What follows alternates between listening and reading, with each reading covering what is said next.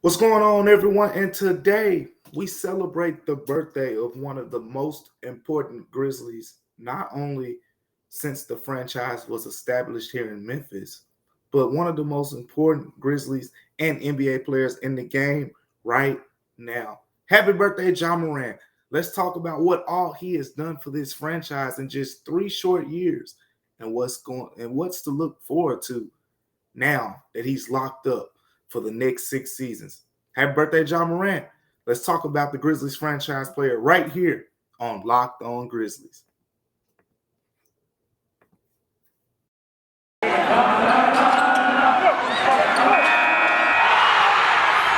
are Locked On Grizzlies, your daily Memphis Grizzlies podcast, part of the Locked On Podcast Network, your team every day.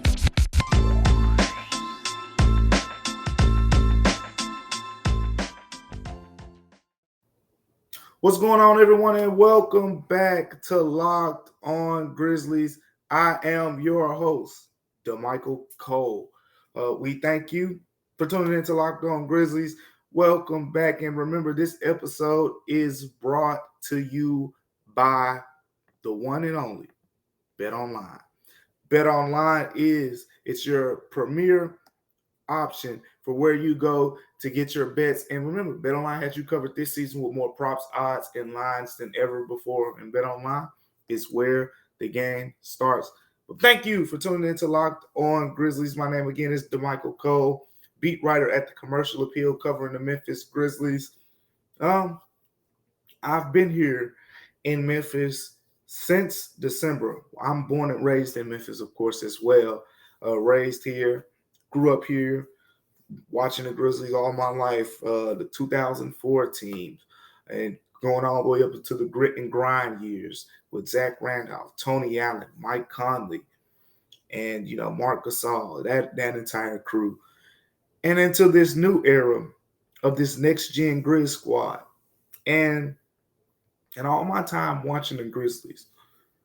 For everything that the Grizzlies did have, they had great defenders. They had all-star talent and Marc Gasol, Zach Randolph. They had a max player. They actually had the highest paid player in NBA history at one point, in Mike Conley. They had a great shooter in Mike Miller.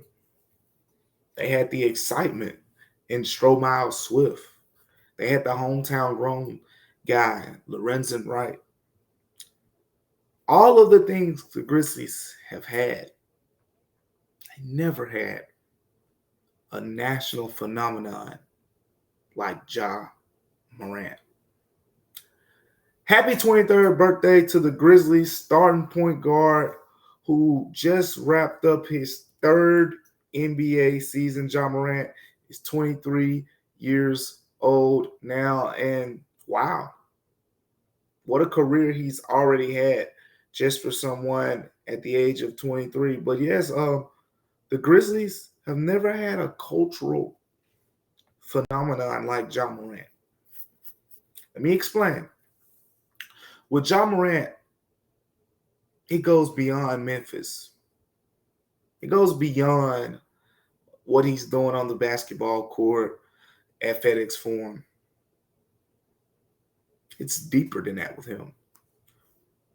In Orlando, we went down to Orlando. He was getting MVP chants from that crowd. Okay, yeah, I get it. That's Orlando. They just finished the season, had the number one pick, one of the worst records in the NBA. Yeah, I get it. In Brooklyn, Ja Morant's at the free throw line at the Barclays Center. MVP chants. Okay, yeah, that's the Knicks city, right? I get it. Atlanta. Ja Morant runs onto the floor. I didn't even see Ja Morant run onto the floor. I just saw a bunch of kids from the other side of the court yelling, Ja, Ja. Houston, same scenario. Ja Morant didn't even play in the late March game against the Houston Rockets. He's sitting on the bench, teenagers, adults, yelling from under the basket all the way to the bench area. Ja Morant, Ja Morant. I can go on and on and on, city by city. It never stopped. Everywhere I traveled, everywhere Ja Morant was, there was the cultural phenomenon of this guy has fans everywhere. He is one of those players. You know how LeBron James has his fan base now? Like, if LeBron goes to another team, the LeBron fan base goes there as well. Or the Stephen Curry fan base, if you want to talk about a player who's quote unquote more loyal to one franchise. When Steph Curry comes to Memphis, there's always a big section of Golden State fans, and in the regular season games at least, a big section of Golden State fans there who, come with their Steph Curry jerseys and whatnot. But Ja Morant, yes, I said LeBron James and Steph Curry. That wasn't an accident. Ja Morant is 23 and he's working his way into that cultural, that young MVP Derrick Rose, that young Russell Westbrook, that young, Allen Iverson. He's working his way into that cultural territory. And it's not just me saying this off of the eye test. I can use numbers as well. How do you want me to prove? The eye test I just proved to you. Everywhere that I've been on the road this season, Ja Morant has a fan base. It's not always been like that. It wasn't like that with Mike Conley, Zach Randolph, Shane Battier, Pau Gasol. Certain places you would go, when you go to Indiana, Zach Randolph would have a nice, crowd there. When you go to Portland, he would get some love there. Same thing with Gasol in certain places. But with this guy, it's everywhere. And the numbers back it up too. Ja Morant, social media, had the highest viewed Instagram video on ESPN's social account. He had 2 plays nominated for ESPYs. Well, he had 1 play nominated for the ESPYs, the dunk over Malik Beasley, and he had another moment his entire season that made him nominated for one of the best comeback players of the year as an ESPY. Didn't win either one, but nationally, Ja Morant is on an entirely different level right now. And it's important to notice the growth over the past 3 years. Rookie of the year in year 1. I thought during his rookie season, we saw him do more than flash. We saw him actually prove that the Grizzlies made the right decision. Because if you remember, there was a guy right behind Ja Morant in that draft named R.J. Barrett. Went to the Knicks. Has been a really good player so far, but Ja Morant, year 1 numbers, 17.8 points, 7.3 assists, shot 33.5% from three-point range, and more than anything, the Grizzlies went 33-49 the year before Morant came. They hired Taylor Jenkins. They get a new GM, new executive, and Zach Kleiman. First year in the Kleiman, Jenkins, Morant era, they go from 33-49 to 34-39. Mind you, the Grizzlies were the 8th seed. They lost the 8th seed to the Portland Trail Blazers during the bubble. But mind you, going into the bubble, when the season halted in March due to the COVID pandemic, the Grizzlies were projected to make the playoffs. And I believe the lead they had over Portland was something like 4 games. It was very sustainable had certain things not played out. But as we know, Jaren Jackson Jr. got hurt and so forth. And the Grizzlies lost that playoff spot. But year 2, the Grizzlies did indeed make the playoffs, won their first game against the Utah Jazz, and got the old gentleman's sweep. Lost the next 4, but got that playoff experience. Ja Morant's 3rd season, Said, okay, let's take it up a notch. And I think this is the most notable simply because Ja Morant's third season is when I joined the beat, and he took off. When I say took off, rookie of the year is nice, but how's an all-star appearance? First Memphis Grizzlies all-star appearance since I believe it was 2016 Marc Gasol. How about an all-NBA? Mid on the second team all-NBA. How about winning the NBA's most improved award? The first Memphis Grizzlies player ever to do that. Ja Morant each year has improved. And it's why the Grizzlies said, hey, we're going to reward you with a 5-year contract. This can be worth over $230 million. Depends on how he plays next season, how much he plays next season, all type of escalators in there. But with that being said, Ja Morant is one of the best things that happened to this Grizzlies franchise. And here's another thing. A lot of people don't talk about this as much as well. The Grizzlies are one of the best things that happened to Ja Morant too. And this comes from me. I've talked to his family about this. I talked to the people around him about this. Something to note. The Knicks had the number 3 pick. Cool. Ja Morant's a hooper. He's a basketball player. Would have been fine going there to New York, the basketball mecca. But Ja Morant's personality fits Memphis much better than it would have New York. This is coming from the people who watched him grow up. This is coming from his family members, his inner circle. These people tell me Memphis was the best case scenario. Got a small town South Carolina kid. Come to Memphis where you get the city feel, but it's smaller. And you don't have to worry about too much of the paparazzi things that go on in New York. He can be a superstar here, but he can be a star in a smaller environment. And from what his family told me, that fits much better than what New York did. So not only is Ja Morant Memphis' superstar, but Memphis is Ja Morant's city as well. But we've talked about, the stardom, the rise, the growth of Ja Morant.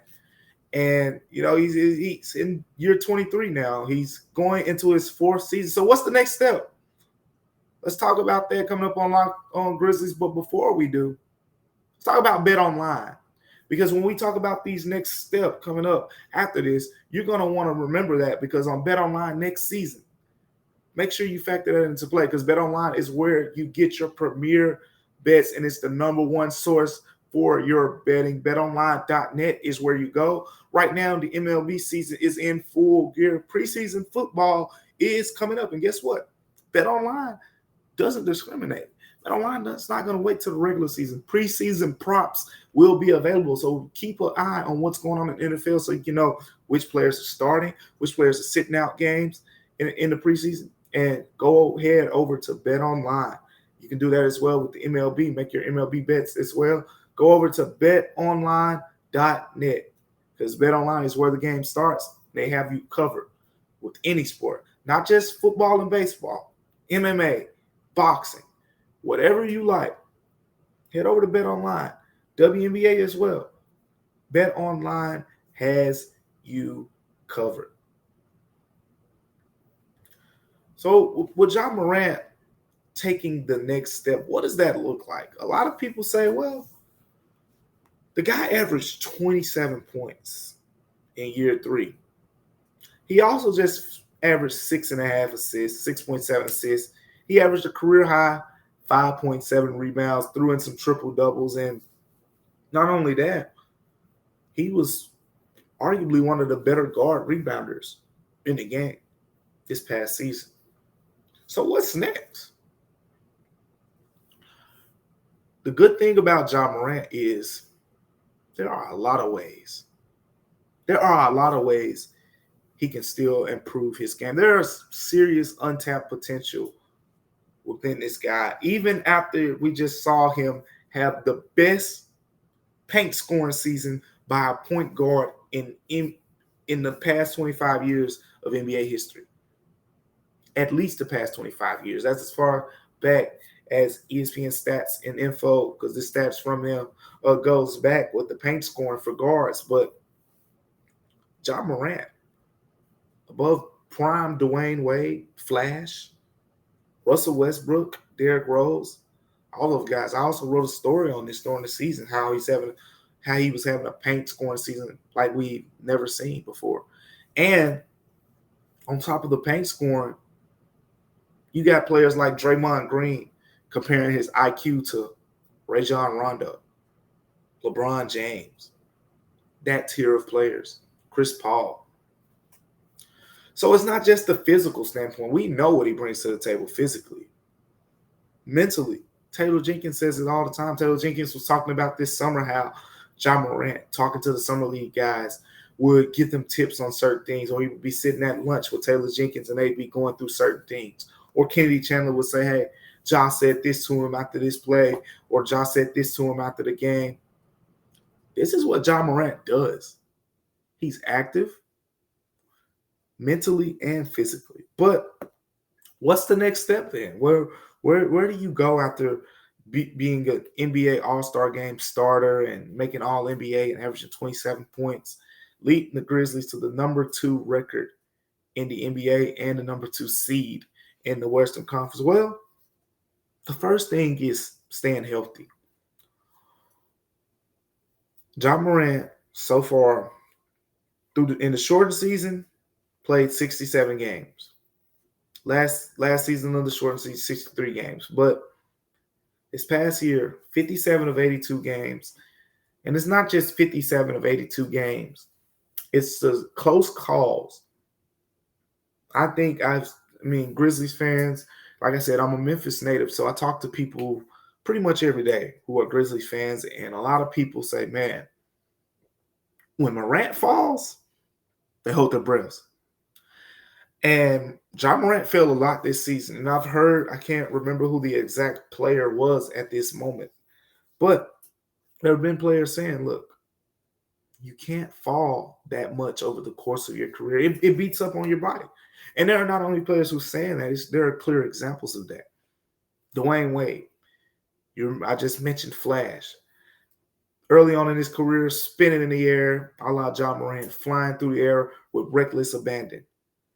That only lasted 6 or 7 years of that style of play.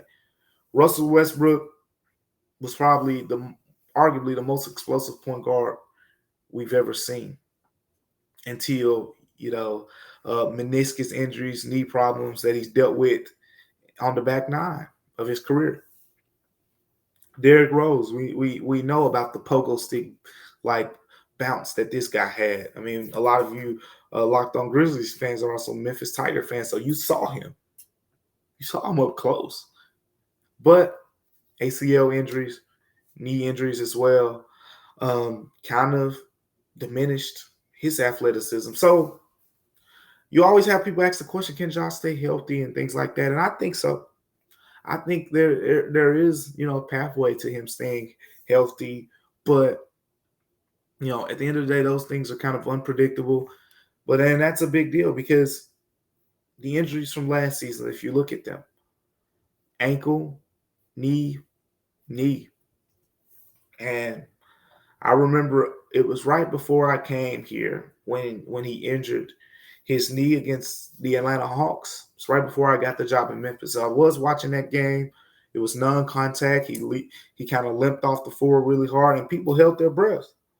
I remember thinking, when you see a non-contact injury, you assume the worst more times than not. Or you start to think, this could be bad. Turned out he missed a couple weeks and, came back relatively healthy and played well and became an all-star. Then there was the latter part of the season, getting hurt again.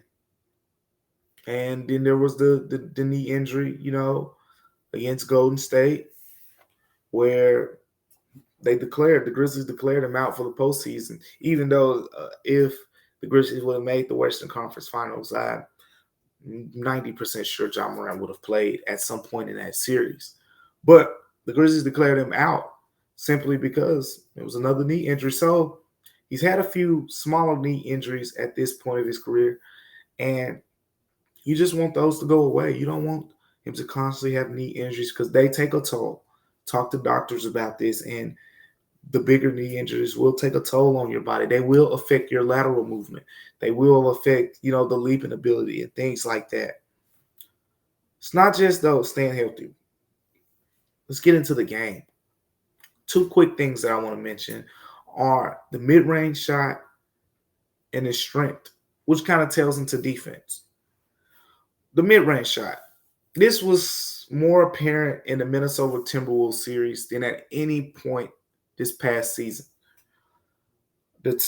Ja Morant takes a lot of his shots in two areas. He shoots a lot of three-pointers. When he's not shooting three-pointers, he's getting to his floater inside the free throw line, or he's flying past you to dunk or lay the ball up. The Timberwolves said, okay, that's the way we're going to play him. So they gave him the three-point shot a lot, and we saw in that Timberwolves series, Ja Morant struggled from the three-point line. But what they also did was said, we know he's going to drop the ball. And when he drops the ball, when he tries to get to that floater, when he tries to finish, there's going to be 1, 2, 3, 4. There's going to be bodies everywhere. And every time Ja Morant drove the ball, he had to see those pictures in his dreams of Jared Vanderbilt, Karl Anthony Towns. Anthony Edwards got a block from behind on him, I believe, once or twice. Malik Beasley, who he had the jawbreaker on. He did dunk on Malik Beasley and completely clear him, by the way. But there were other examples as well of that guy being there. Jaden McDaniels and all these guys. Anthony Edwards, Jaden McDaniels, Jared Vanderbilt, Karl Anthony Towns. These guys are long, and they were there. So Ja Morant, if you go back and watch the film, there were opportunities where when he got past the initial guy, he could have stopped at the free throw line, or he could have stopped, around, to take a 17-footer and 18-footer, and he had those shots. We've seen it, the workout footage, the film shot by, his photographer, videographer, shot by Nye and the entire crew. There have been practice film indicating that Ja Morant's working on his mid-range shot. If that grows to the next part of the game, if he becomes a true three-level scorer from the three-point line, mid-range, and inside, we're talking about a potential 30-point per game scorer. Because at that point, you think about Chris Paul, for example. Teams can take away the three-point shot. He's not looking to score when he gets deep inside the paint anyway, but he still is able to find guys for relatively easy baskets. But he gets to that mid-range shot, and it's hardly indefensible. Because even outside of Ja Morant being a three-level scorer, if he's getting to that mid-range shot, teams are going to – that's hard to guard because you're putting guys in a bind, especially when you have a guy on your back like Ja Morant often does when he in that pick and roll with Steven Adams and Brandon Clark. The mid-range shot will take Ja Morant to an entirely different level. Keep an eye on how he develops that throughout the next season. But it's not just that. It's not just where Ja Morant has to grow. It's where the players have to grow around here. So coming up after the break, we're going to talk about what the Grizzlies players around him need to do to help Ja Morant and the Grizzlies get to the next level.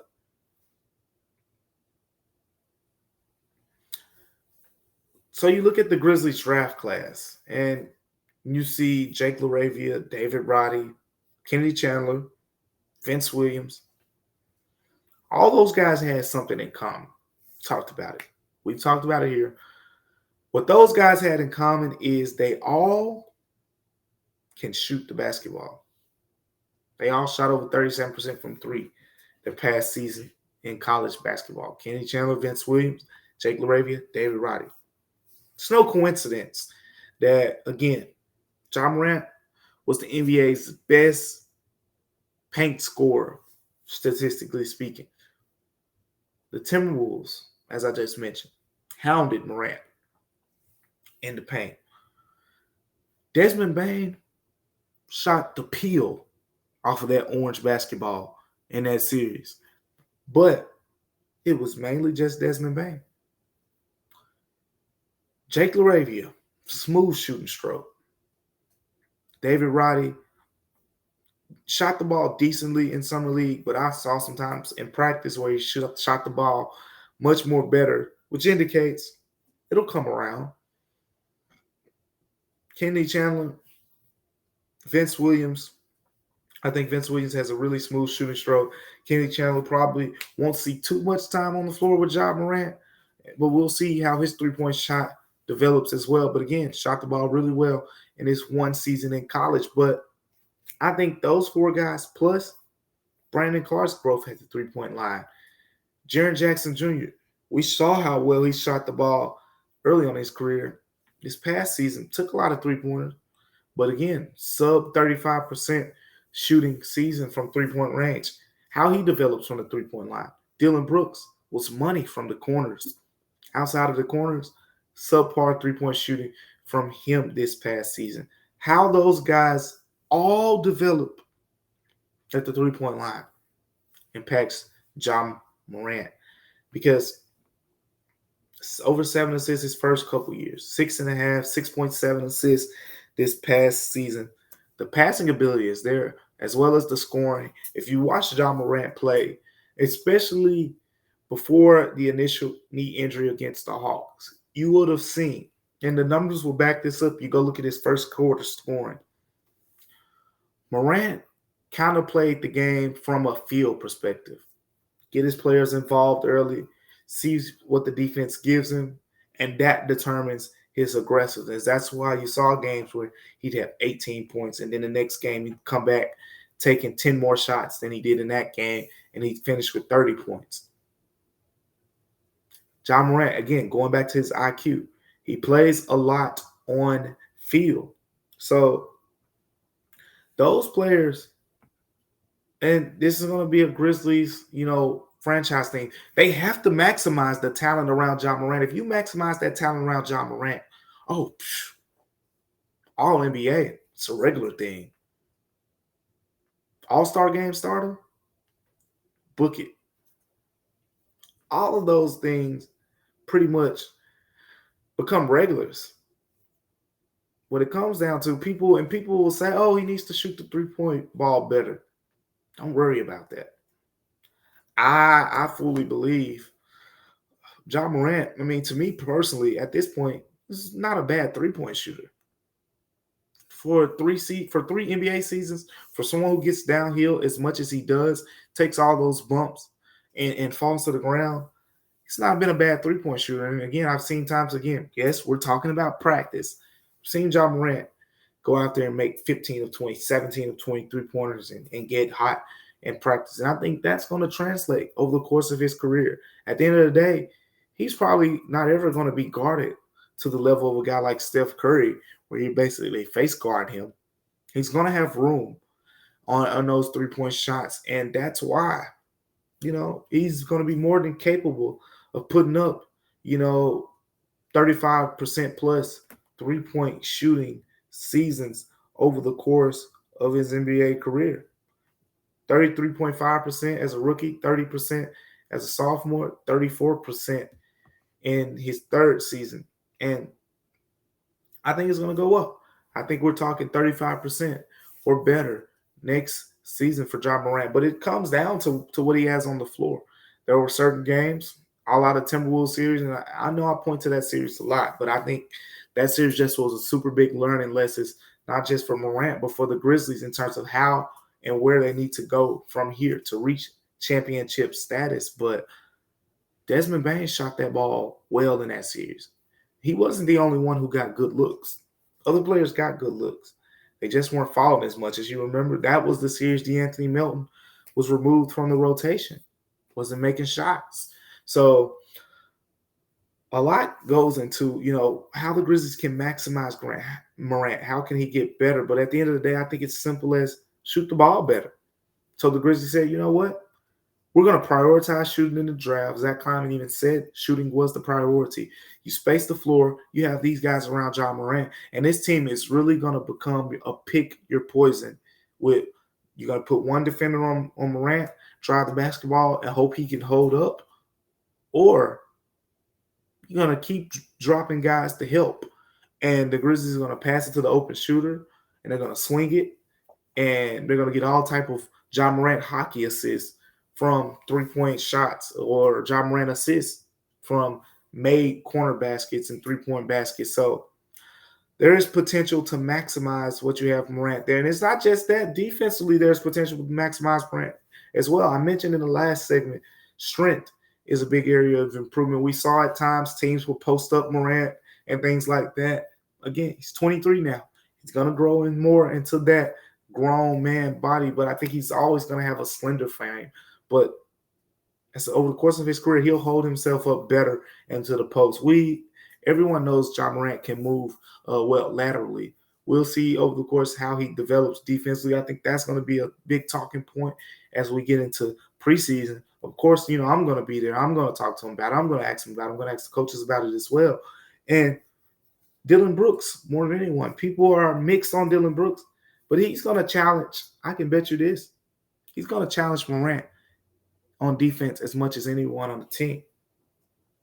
So you factor in all of those things, and you automatically know there's a lot of untapped potential in this 23-year-old player. It's hard to believe. I know it. 3 seasons in, Ja Morant is only 23 years old. He has been a gift. He has been a gift to this Grizzlies franchise. But thank you for making Locked On Grizzlies your first listen each and every day. On the next episode, we're gonna go deep and we're gonna talk more about some of the best plays from last season. So we just talked a lot of Ja Morant on this episode. Pretty sure Ja Morant's gonna be involved in the next episode as well. But for your second listen, make sure you get up to date on the latest news and rumors in the NBA in just 30 minutes every day. We're Locked On NBA. Again, I always say this. Locked On NBA is a bigger part of your Grizzlies coverage than ever before, because the Grizzlies are one of those top NBA contenders. You believe it. You think the Grizzlies are a top contender here on Locked On Grizzlies if you're tuning in right now. So with the Grizzlies being a top contender, you need to find out what's going on around them. You need to find out what the Clippers are doing. They've been making some good moves. You need to find out, where Jamal Murray is in his health status, Michael Porter, because those guys are going to help out Nikola Jokic next season, and they're going to be a factor. There's also the other teams, the consistent teams. There's the Suns. There's the Mavs. They're the defending champion, Golden State Warriors. There's the Lakers, and so many more franchises in the East as well. Locked On NBA can keep you covered on all of what's going on in the league, and it doesn't take long.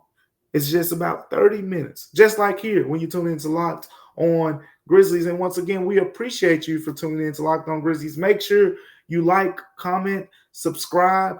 We appreciate all of the help that you give us in making sure we continue to improve the show and hit on the talking points and the things that you want to know about this Grizzlies team going ahead into this next upcoming season. But thank you and appreciate you for tuning in to Locked On Grizzlies. I am your host, Damichael Cole. We'll see you next time.